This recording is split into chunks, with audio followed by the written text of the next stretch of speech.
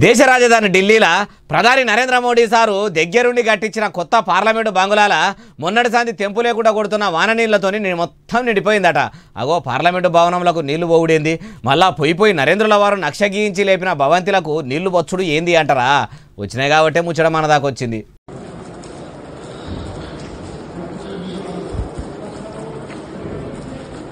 అగో పచ్చడబ్బా నడమల మంచిగానే పెట్టిర్రు. పెద్ద భవంతిలనే ఇట్లా నడమలకెళ్ళి నీళ్ల సుక్కలు రాలుతున్నాయి.